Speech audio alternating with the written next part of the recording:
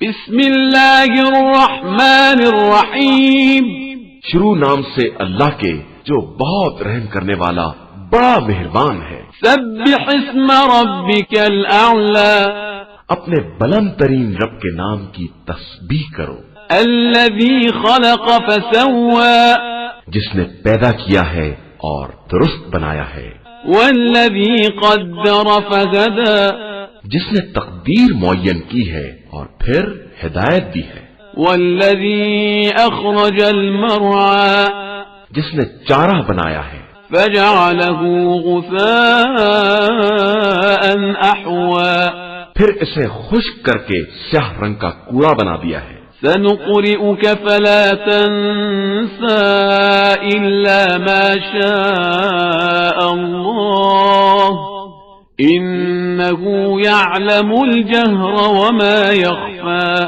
ہم عنقریب تمہیں اس طرح پڑھائیں گے کہ بھول نہ سکو گے، مگر یہ کہ خدا ہی چاہے کہ وہ ہر ظاہر اور مخفی رہنے والی چیز کو جانتا ہے۔ وَنُيَسِّرُكَ لِلْيُسْرَى اور ہم تم کو آسان راستے کی توفیق دیں گے۔ فَذَكِّرْ إِن نَّفَعَتِ الذِّكْرَى لہذا لوگوں کو سمجھاؤ اگر سمجھانے کا فائدہ ہو۔ سَيَذَّكَّرُ مَن يَخْشَىٰ عنقریب خوف خدا رکھنے والا سمجھ جائے گا، وَيَتَجَنَّبُهَا الْأَشْقَى اور بدبخت اس سے کنارہ کشی کرے گا، الَّذِي يَصْلَى النَّارَ الْكُبْرَى جو بہت بڑی آگ میں جلنے والا ہے، ثُمَّ لَا يَمُوتُ فِيهَا وَلَا يَحْيَىٰ پھر نہ اس میں زندگی ہے نہ موت۔ قَدْ أَفْلَحَ مَن تَزَكَّىٰ